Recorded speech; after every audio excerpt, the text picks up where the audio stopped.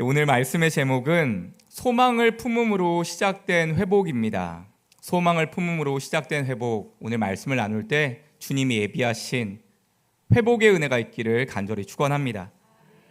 아시아 최초로 바티칸 교황청 변호사가 된 한동일 씨가 지은 라틴어 수업이란 책이 있습니다. 제법 많이 팔린 베스트셀러로 알고 있는데요. 그 책을 보면서 마음에 와닿는 문장이 하나 있어서 잠깐 소개하려고 합니다. 바로 이 문장인데요. 블레란트 옴네스 울티마 네카트라고 하는 라틴어 문장이에요. 블레란트 옴네스 울티마 네카트. 발음이 좋아야 되는데 이게 과연 무슨 뜻일까요? 이런 뜻입니다. 모든 사람은 상처만 주다가 종국에는 죽는다. 되게 무서운 말이죠. 모든 사람은 상처만 주다가 종국에는 죽는다. 띄워놔 주셔도 될 것 같아요. 여러분, 이 말에 대해서 어떻게 생각하세요? 맞는 말인가요? 너무 잔인하고 과장이 심한 말인가요? 모든 사람은 상처만 주다가 종국에는 죽는다. 여러분, 이 말씀이 적힌 장소가 되게 특이한데요. 어디에 적혀 있는 새겨진 말씀일까요? 놀라지 마세요. 교회에 적혀져 있는 말씀이에요. 프랑스 바스피레네 지방의 위레뉴 교회라는 곳에 교회 앞마당에 새겨져 있는 말씀임이에요. 모든 사람은 상처만 주다가 종국에는 죽는다. 여러분, 하필이면 이 같은 말이 왜 교회 앞마당에 쓰여져 있는 걸까요? 교회 안에서 서로 주고받는 상처가 많아서 그랬을까요? 상처가 많은 이 땅의 교회들을 향한 경종이라면 아픈 말로 받아들일 수밖에 없습니다. 지난주일 제가 여러분께, 이제 내려주셔도 됩니다. 지난주일 제가 여러분께 그런 말씀 전해드렸는데 혹시 기억나셔요? 여러분, 그런 교회 다니고 싶으시냐고 물었죠. 나의 부족함이나 연약함을 보이면 큰일 나는 교회. 조금만 튀는 모습 보이면 바로 입방아에 오르는 교회. 그래서 흠이나 약점 잡힐까봐 긴장하고 조심하면서 다녀야 되는 교회. 여러분, 정말 그런 교회 다니고 싶으시냐고 제가 여쭤봤잖아요.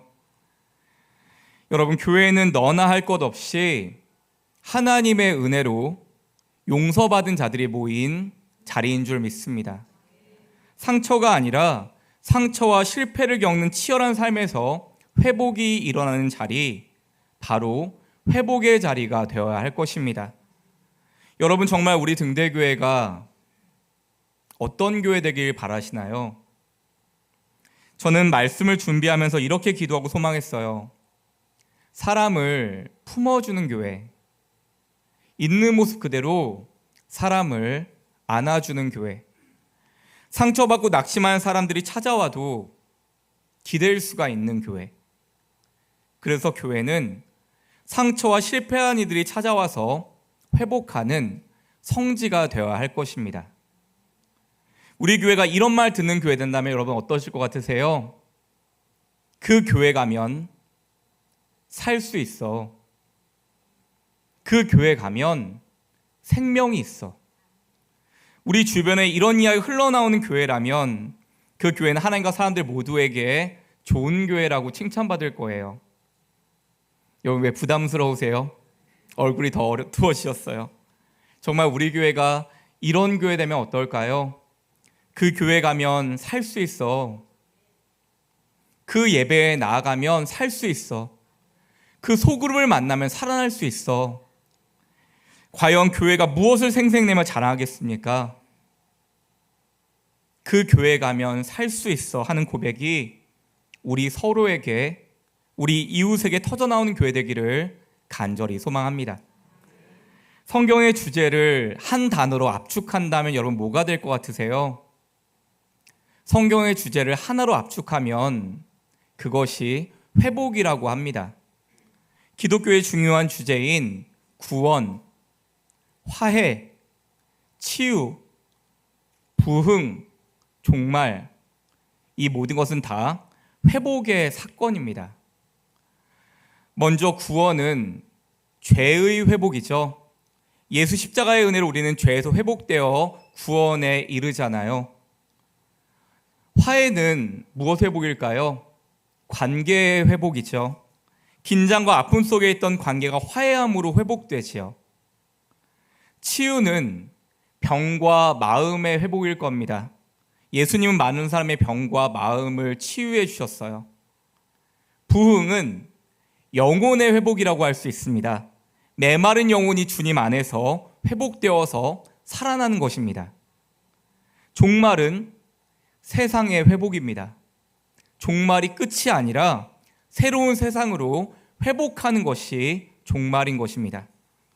이렇게 성경의 모든 주제는 회복이라고 할 수 있습니다. 그래서 성경은 회복을 이룬 인물들의 이야기로 가득 차 있지요.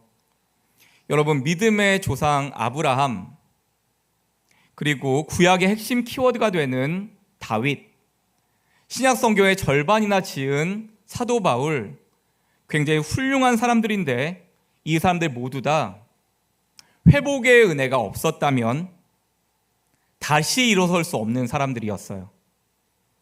믿음의 조상 아브라함은 살기 위해서 자기 아내 사라를 2번이나 누이라고 속였던 사람이었어요. 아내를 누이라고 하다니, 그쵸? 믿음의 용사 다윗은 밧세바를 가늠한 것도 모자라서 우리아를 살인교사한 사람이었습니다. 믿음의 사도 바울은 스데반을 비롯해서 예수 믿는 사람을 열심히 잡아 죽였던 사람이었죠. 이렇게 우리 믿음의 선배들이 했던 그 수치스럽고 부끄러운 일들, 얼굴조차 들 수 없던 상황에서 회복하는 그 일들로 성경은 가득 차 있습니다. 사랑하는 여러분, 이 귀한 회복의 사건에 저와 여러분의 이름도 있기를 바랍니다. 하나님 마음은 실패한 이들이 누구든지 그 이유가 무엇이든지 무너진 상태로 두길 원하지 않으세요. 그래서 우리가 회복되어서 실패한 또 다른 누군가를 회복시키는 회복의 사람 되어주기를 간절히 바라고 원하신다는 겁니다. 또 교회는 회복의 성지가 되어서 영혼 살리는 귀한 일을 감당해야 할 것입니다. 이것이 우리의 교회에게 주어진 생명을 전하는 사명인 줄 믿습니다. 제가 신대원을 막 졸업하고 서울 성수동양 교회에서 전임 전도사로 사역할 때의 일입니다. 그때 교역자실 같이 쓰던 교역자가 3명이었거든요. 선임 목사님, 부목사님, 그리고 저 이렇게 3명이 한 교역자실을 썼어요. 그런데 여러분, 명절이 되면 가끔 성도님들께서 과일 상자나 명절 세트, 선물 세트를 가져오실 때가 있었거든요. 너무 감사하죠. 목회자를 귀하게 여겨주시고 세워주시는 그 마음이 참 귀합니다. 그런데 가끔 그렇게 찾아오신 성도님들 때문에 마음이 어려울 때가 좀 있었어요. 언제였을까요? 간혹 가다가 어떤 성도님들은 교역자실 들어와서 선물을 전해주시는 게 아니라 2분 목사님만 밖으로 불러내시는 겁니다. 너무 좋아하시는 거 아니에요, 여러분? 왜 그렇게 하실까요? 교구 목사님들 선물은 준비하셨는데 당시 청년부 전사였던 제 선물은 준비를 못 하신 거죠. 저 민망할까 봐 밖에서 선물들을 전해주시더라고요. 여러분, 저 그렇게 안 소심하거든요. 그냥 안에서 당당히 쉬어도 될 텐데 오히려 그렇게 하시니까 제가 더 소외되는 것 같아서 좀 머쓱하더라고요. 순간 불편한 존재가 된 것 같고 마음에 짐이 된 것 같아서 더 민망하기도 했습니다. 근데 그런 일이 계속 반복되니까 사실 조금 서운한 마음도 있었어요. 그런데 한 번 한 권사님이 교역자실 문을 이렇게 빼꼼히 여시더니 안에 누구인지 확인하는 겁니다. 그러더니 아니나 다를까 선임 목사님만 밖으로 이렇게 불러내시는 거예요. 아, 왔구나. 선임 목사님이 나가셨다가 들어오시면서 2 손에 노란 스팸 선물 세트 2개를 들고 왔어요. 여러분, 왜 3사람인데 2개죠? 예, 2분 목사님 거죠. 그래서 당연히 그럴 수 있지 하고 제 일을 하고 있었는데 갑자기 제 눈앞에서 이상한 광경이 벌어졌습니다. 스팸 선물 세트를 가지고 들어온 선임 목사님이 갑자기 그 스팸 2봉지를 선물 세트 다 뜯어버리시더니 바닥에다 쏟으시는 거예요. 교역자실 바닥에. 그러더니 3개 모둠으로 만드는 겁니다. 8개. 8개. 제가 그 은혜로운 손길이 잊지 못해요. 그러더니 쇼핑백 하나를 가져다가 한 모둠을 담아서 먼저 저에게 주시는 거예요. 전사님, 명절 잘 보내세요. 여러분, 저는 그날 모든 상처가 다 회복됐습니다. 사실 스팸 그게 뭐라고요? 먹어도 되고 안 먹어도 되죠. 사역하는데 아무 문제 없잖아요. 그런데 여러분, 사실 스팸이 문제가 아니었어요. 그날 선임 목사님의 환대를 받으면서 그동안 사역하면서 받았던 모든 서운함과 크고 작은 상처들이 다 녹아내리는 경험을 제가 한 겁니다. 그때 제가 은혜의 스팸, 회복의 스팸 사건을 겪으면서 제가 깨달은 게 있어요. 내가 경험한 은혜의 경험이, 이 선임 목사님이 제 존재를 받아들여줬잖아요. 누군가 내 존재를 받아주고 품어주는 이 경험이 그동안 소외되고 상했던 마음을 치유하고 회복하는 능력을 경험했던 것입니다. 사랑하는 여러분, 회복은 이렇게 저절로 이루어지진 않습니다. 그래서 회복을 위한 수고와 과정이 필요합니다. 오늘 본문은 예수께서 제자들, 특별히 예수님께 가장 큰 상처를 남겼던 베드로의 회복을 위한 주님의 수고와 과정을 담고 있습니다. 오늘 본문 1절에서 3절입니다. 한 절은 제가, 한 절은 여러분이 3절 같이 읽습니다. 그 후에 예수께서 디베랴 호수에서 또 제자들에게 자기를 나타내셨으니 나타내신 일은 이러하니라. 시몬 베드로와 디두모라 하는 도마와 갈릴리 가나 사람 나다나엘과 세베대의 아들들과 또 다른 제자 둘이 함께 있더니, 함께합니다. 시몬 베드로가 나는 물고기 잡으러 가노라 하니 그들이 우리도 함께 가겠다 하고 나가서 배에 올랐으나 그날 밤에 아무것도 잡지 못하였더니. 여러분 1절을 보시면 그 후에란 표현이 나오는데, 부활하신 예수께서 제자들을 이미 2번 만난 사건이었어요. 언제 만났을까요? 도마가 없을 때 부활하셔서 다락방에서 처음 만났고요. 두 번째, 의심 많은 도마에게 한 번 더 주님이 나타나셨죠. 그리고 나서 그 이후를 말하는 겁니다. 그러므로 제자들 모두 부활의 주님을 이미 만났고 부활의 주님이 계시다는 걸 인지하고 있는 상황이었어요. 그런데 디베랴 호수, 여러분 여기서 디베랴 호수는 갈릴리 바다의 다른 표현이에요. 워낙 그 호수가 너무나 컸기 때문에 그들은 바다라고 불렀던 거죠. 거기로 가겠다고 베드로가 말하는 겁니다. 나는 물고기 잡으러 가노라. 자기 혼자 지금 물고기 잡으러 가겠다는 거예요, 베드로가. 참 미운 짓도 골라서 합니다. 어부였던 베드로가 주님 없는 상황에서 갈릴리 머물며 떠올렸던 일은 그동안 주님을 따르나 잊고 살았던 뱃일이었을 거예요. 다른 제자들도 그 소리를 듣고 우리도 함께 가겠다 이야기하며 그 뒤를 따라 나서죠. 아무리 봐도 지금 주님 부활하시고 고기 잡을 타이밍은 아닌 것 같은데, 그럼에도 제자들은 과거의 삶으로 회귀하고 있습니다. 어찌 보면 참 답답해 보이는 행동이지만 하나님께서는 그 제자들의 회귀를 통하여 그들 모두를 회복시키시려는 더 큰 그림을 그리고 계셨다는 겁니다. 그동안 물고기를 잡지 못했다가 오랜만에 배를 탔으니 한쪽으로는 풍어를 꿈꾸면서 설레기도 했을 것이고 그동안 실력이 녹슬지 않았다는 걸 확인하고 싶었겠죠.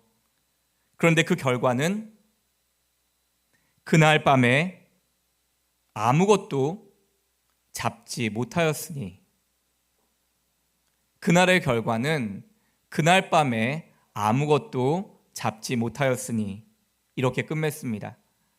이어지는 본문 4절에서 6절입니다. 한 교독으로 읽겠습니다. 날이 새어갈 때 예수께서 바닷가에 서셨으나 제자들이 예수이신 줄 알지 못하는지라. 예수께서 이르시되 얘들아 너희에게 고기가 있느냐 대답하되 없나이다. 함께합니다. 이르시되 그물을 배 오른편에 던지라. 그리하면 잡으리라 하시니 이에 던졌더니 물고기가 많아 그물을 들 수 없더라. 어둑하여 사물을 분간하기 힘든 이른 새벽에 예수께서 세 번째 제자들을 찾아오셨습니다. 그런데 아직은 어두운 시간이고 오늘은 기필코 고기를 한 마리로 잡겠다라고 하는 제자들의 일념 때문에 주님을 알아보지를 못했어요. 그때 예수님이 먼저 제자들에게 이렇게 말을 거시죠.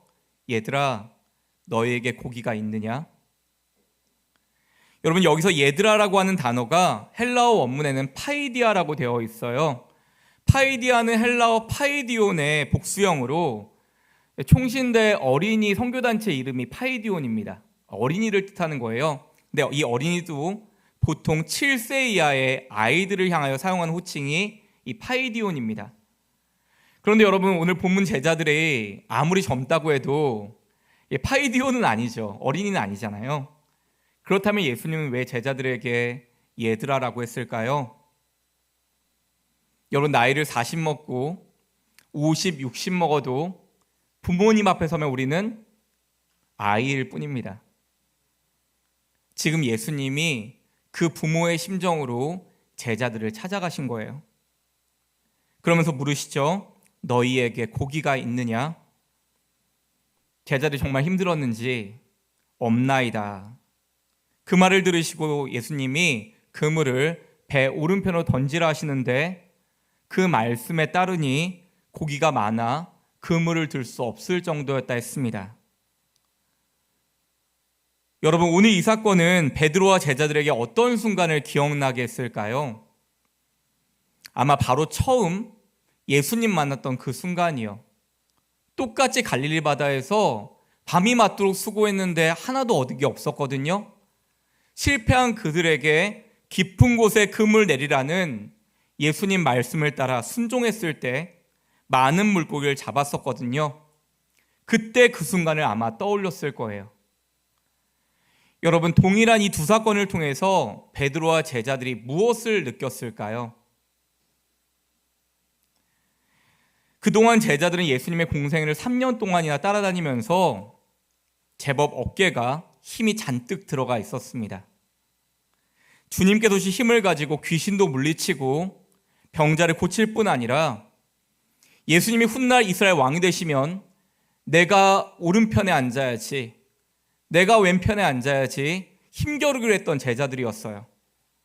내가 무엇이라도 된 마냥 서로 높아지려 했던 그 제자들은 예수님의 십자가 앞에서 그들의 모든 꿈이 무너져 내리는 걸 경험합니다. 그리고 바로 오늘 예수님 없이 고기라도 잡아보려 했지만 마치 3년 전 같이 한 마리의 물고기 잡지 못하는 자신들을 보면서 예수님 없는 자신들의 현주소를 가슴 아프게 인식했을 겁니다. 갈릴리에서 주님을 처음 만나서 주님, 나를 떠나소서, 나는 죄인입니다 고백했던, 주님 잡혀가실 때 예수님을 3번이나 저주하고 부인했던 수제자 베드로는 연약한 인간의 모습 그 자체였어요. 밤새 물고기가 씨름하던 다른 제자들 역시 실은 자신의 연약함과 무능함을 밤새도록 처절하게 깨닫는 시간이었겠죠. 가장 자신 있는 전문 분야에서 단 한 마리의 고기도 잡지 못하며 그동안 잔뜩 들어가 있던 어깨에서 힘이 다 빠져나가는 경험을 했겠죠. 사랑하는 여러분, 그런데 이 이야기가 비단 제자들만의 이야기일까요? 저와 여러분의 이야기는 아닌가요? 우리도 인생에서 아무리 그물을 내려보지만 빈 그물만 걷어올릴 때가 있잖아요. 밤새도록 준비하고 몸부림쳐 보지만 빈 그물만 거둘 때가 있습니다. 그때 우리는 주님 음성에 다시 귀를 기울여야 할 것입니다. 얘들아, 고기가 있느냐? 그리고 내 모습 이대로 주님 앞에 나아가야 할 것입니다. 없나이다. 주님, 나를 불쌍히 여기소서. 주님, 우리 가정을 불쌍히 여기소서. 나의 일터를 긍휼히 여겨 주옵소서. 내 자녀를 살려주시옵소서. 그때 주님으로부터 다시 빈 그물을 던지라는 소망의 음성이 주어진 줄 믿습니다. 사랑하는 여러분, 오늘 이 예배가 삶의 회복을 간절히 바라는 심령에게 다시 들려지는 소망의 음성 되기를 간절히 축복합니다. 주님의 말씀을 듣고 고기를 넘치도록 잡게 된 제자들은 이제서야 예수님을 알아봅니다. 이어지는 본문 9절에서 11절입니다. 조금 더운 것 같아서요, 뒤에 켜주셔도 되겠습니다. 교독으로 읽겠습니다. 9절에서 11절입니다. 육지에 올라보니 숯불이 있는데 그 위에 생선이 놓였고 떡도 있더라. 예수께서 이르시되 지금 잡은 생선을 좀 가져오라 하시니 함께 읽습니다. 시몬 베드로가 올라가서 그물을 육지에 끌어올리니 가득히 찬 큰 물고기가 153마리라 이같이 많으나 그물이 찢어지지 아니하였더라.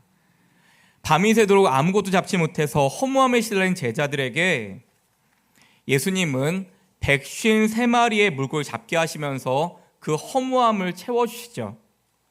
여러분, 예수님 없이 그물질한 우리 인생도 결국 제자들처럼 허무함에 시달릴 때가 있어요.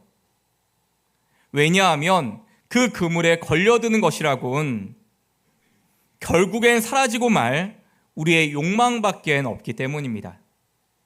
투자에 성공해서 몇 배의 수익을 올리고 자녀를 잘 교육해서 남들 부러워할 만한 대학과 직장에 보내고 노후가 다 보장되어 있는 탄탄대를 만들어 놓았다 할지라도 여러분, 그게 영원한 기쁨과 소망이 되던가요? 결국 영원의 문을 통과하지 못하는 모든 것은 물거품처럼 되어 사라질 빈그물질이 되어버릴 것입니다. 그러나 예수님을 만나면 우리 인생에 헛되게 느껴지는 그 모든 시간들조차 다시 의미 있는 153마리의 의미 있는 물고기로 가득 채워지게 되는 것입니다. 주님을 만나면 생애의 의미가 달라지는 것입니다. 사랑하는 여러분, 밤새 그물질을 하였지만, 인생의 빈 그물질을 하였지만 허무함에 시달리는 분이 혹시 여기 계시다면 예수님은 우리의 허무한 빈 그물을 의미 있는 153마리의 물고기로 가득 채우시는 분이심을, 생애의 의미를 변화시키는 분이심을 꼭 기억하시기 바랍니다. 이어지는 본문 12, 13절입니다. 함께 읽습니다.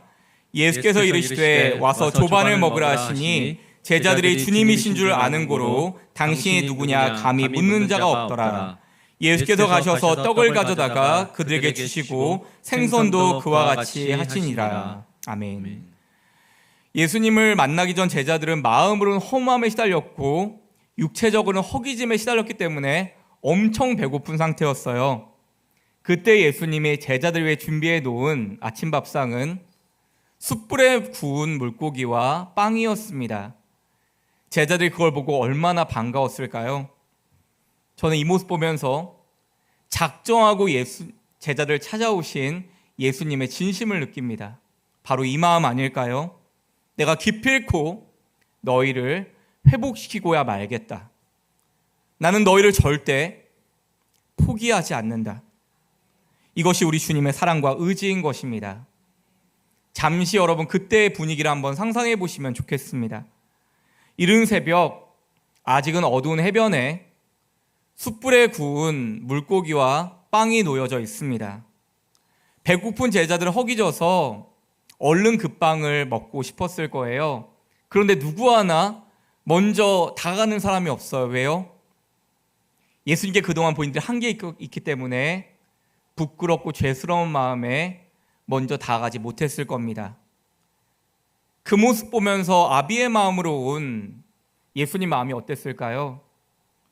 우리 예수님 불쌍하고 긍휼한 마음 가지면서 말씀하는 거예요.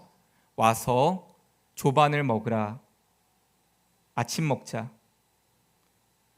마치 집을 나갔던 자녀가 3일 만에 거짓골하고 집에 돌아왔는데 어머니가 조용히 아무 말씀 안 하시고 음식을 차리는 거예요. 아이가 좋아하는 음식을 잔뜩 준비해 놓고 말씀하는 거죠. 얼른 밥 먹자.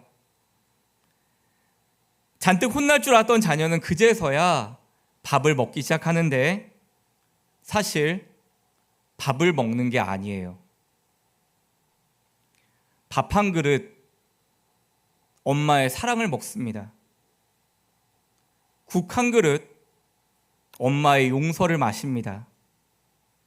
반찬 하나하나 그 안에 담겨 있는 엄마의 마음을 입으로, 목구멍으로, 식도로, 배로 채워 넣습니다. 어느새 배고픔은 다 가시고 집을 나가 허기졌던 그 마음이, 두렵고 외로웠던 그 마음이 따뜻한 위로와 사랑으로 든든해지는 것입니다. 이것이 그날 갈릴리 해변에서 벌어졌던 예수님과 제자들의 회복의 밥상이었습니다. 사랑하는 여러분, 주님은 우리 어머님 같은 분이십니다. 여러분을 위해서 밥상을 차려주시는 하나님이십니다. 그래서 우리의 예배 시간은 주님께서 저와 여러분을 어루만지시는 시간이고 우리에게 밥상을 차려주시는 시간인 줄 믿습니다. 그러니 오늘은 꼭 드시고 가시기 바랍니다. 주님이 준비하신 오늘의 밥상 든든하게 드시고 다시 힘을 내어 일어나실 때 우리가 때로는 그렇게나 힘들어하고 아파하고 때로는 죽고 싶은 그 삶의 자리가 주님의 손길이 임함으로 다시 회복의 자리 되기를 간절히 축복합니다. 오늘 마지막 본문 17절 함께 읽으면서 말씀을 맺으려고 합니다. 오늘 본문 17절 함께 읽습니다. 세 번째 이르시되 요한의 아들 시몬아 내가 나를 사랑하니 하시니 주께서 세 번째 내가 나를 사랑하느냐 하심으로 베드로가 근심하여 이르되 주님 모든 것을 아시오매 내가 주님을 사랑하는 줄을 주님께서 아시나이다. 예수께서 이르시되 내 양을 먹이라. 아멘. 사랑하는 여러분, 아침 식사를 마치시고 우리 주님은 베드로에게 세 번의 질문을 하세요. 우리 너무 잘 아는 이야기죠. 여기서 시몬이란 베드로의 원래 이름을 말하는데 시몬아 네가 나를 사랑하느냐라고 물으세요. 몇 번 물어봐요? 세 번을 물어봅니다. 베드로는 아침을 든든하게 참 잘 먹었는지 두 번까지는 자신 있게 이야기해요. 주님 그러하나이다. 내가 주님 사랑하는 걸 주님 아시잖아요. 두 번을 잘 대답했는데 세 번째 물으시니까 베드로 마음이 어려운 거예요. 왜 어려울까요? 세 번의 트라우마가 있잖아요. 베드로에게 세 번 주님을 배신했던 부인했던 과거가 있잖아요. 여기서 베드로가 걸리는 거예요. 뭐야, 예수님이 지금 나 괴롭히시나 힘들게 하시나? 세 번째 물으시니까 베드로가 오늘 본문을 보면 근심하였다라고 말하고 있습니다. 베드로가 근심하여. 여러분, 아직 연약한 베드로잖아요. 또 목숨의 위기가 오면 얼마든지 주님 부인할 수도 있는 아직도 연약한 베드로잖아요. 또 부인하고 배신하면 어떡해요? 그 뒷감당 어떡해요? 베드로는 근심하며 자신 없이 대답하는데 우리 주님은 그 자신 없는 대답을 받으셨음에도 베드로를 완전하게 회복시켜 주세요. 그리고 말씀하시죠. 내 양을 먹이라. 가장 소중한 영혼을 믿고 맡겨주세요. 무슨 뜻이에요? 다시 사명을 주시는 거죠. 사랑하는 여러분, 구약성경 사사기 6장을 보면 사사 기드온의 얘기가 나옵니다. 근데 기드온의 별명이 있어요. 여러분 아세요? 겁쟁이 기드온이에요. 왜 겁쟁이 기드온일까요? 이 당시에 이스라엘 괴롭히던 민족이 미디안이라고 하는 민족이었는데 얼마나 나쁜 민족이었냐면 추수할 때만 돼서 쳐들어와서 먹을 것만 훔쳐가는 겁니다. 이스라엘이 이 당시에 세 번 농사를 지었거든요. 그때마다 수구마듯이 들어와서 먹을 것만 탈탈 털어가는 민족이 이 미디안이었어요. 근데 기드온이 내가 먹고 싶은 거 나는 뺏기기 싫으니까 치사하게 자기 혼자 포도틀 속에 들어가 숨어서 거기서 자기 먹을 것만 타작해서 먹습니다. 민족을 구원해야 할 사사가 거기서 그러고 있는 거예요. 그래서 별명이 겁쟁이 기드온이죠. 근데 주님이 찾아오셔서 이 기드온을 부르시는데 뭐라고 부르시냐면 큰 용사여라 부르십니다. 큰 용사여. 제 아내가 제가 처져 있으면 항상 그러거든요. 너는 큰 용사여 그러거든요. 큰 용사여. 여러분, 지금 전혀 큰 용사가 아닌 사람에게 하나님이 큰 용사여 하시는 거예요. 큰 용사여, 여호와께서 너와 함께 계시도다. 큰 용사여, 여러분 그 말 뜻이 무엇일까요? 여러분, 이 큰 용사여는 미래 시제예요. 그럼 무슨 뜻이에요? 지금 큰 용사가 아니라 큰 용사가 될 자여 하는 겁니다. 큰 용사가 될 자여. 하나님이 함께 하신 사람이 하나님 보시기에는 큰 용사라는 거예요. 지금은 큰 용사가 아니에요. 겁쟁이에요. 그런데 하나님은 이 겁쟁이 기드온에게 소망을 품으셨어요. 큰 용사로 쓰임받을 소망을 우리 하나님이 먼저 품으셨다는 겁니다. 여러분, 하나님이 함께 계실 때 우리는 큰 용사가 되어진다는 겁니다. 큰 믿음을 가진 자가 거기에 있는 게 아니라 큰 믿음을 갖는 상태가 허락되는 것입니다. 모든 힘의 원천은 나에게 있는 것이 아니라 우리 주님에게 있기 때문에 우리가 그 주님과 연결될 때 그때 우리가 힘을 갖게 되어 커지는 것일 뿐입니다. 여기서 겁쟁이 기드온에게 회복이 일어나기 시작해요. 오늘 주님이 말씀하시는 겁니다. 큰 용사가 될 자여, 하나님께서 너와 함께 계시도다. 마찬가지입니다. 예수님이 오늘 베드로에게 다시 소망을 품으셨어요. 베드로는 지금 믿음의 그릇이 아닌데 주님은 그런 베드로를 능력의 사도로 여겨주시는 겁니다. 큰 사도가 될 것이라는 거예요. 무슨 뜻이에요? 주님은 지금 현재의 저와 여러분의 모습을 바라보지 않으세요. 믿었다가 또 의심하고 또 넘어지고 믿음 잃어버리는 우리의 지금 당장의 부족한 모습을 바라보시는 게 아니에요. 그럼 무엇을 바라보는 걸까요? 볼지어다 세상 끝날까지 내가 너희와 항상 함께 있으리라. 주님이 베드로에게 소망을 품으셨는데 그 소망의 주체는 베드로가 아니에요. 배신하고 부인하고 연약한 베드로가 아니고요. 그 주체가 누구예요? 지금 예수님이 베드로를 품으시는 거예요. 내가 함께 해줌으로 너에게 소망을 불러일으키겠다. 내가 너와 세상 끝날까지 함께 해줄 거다.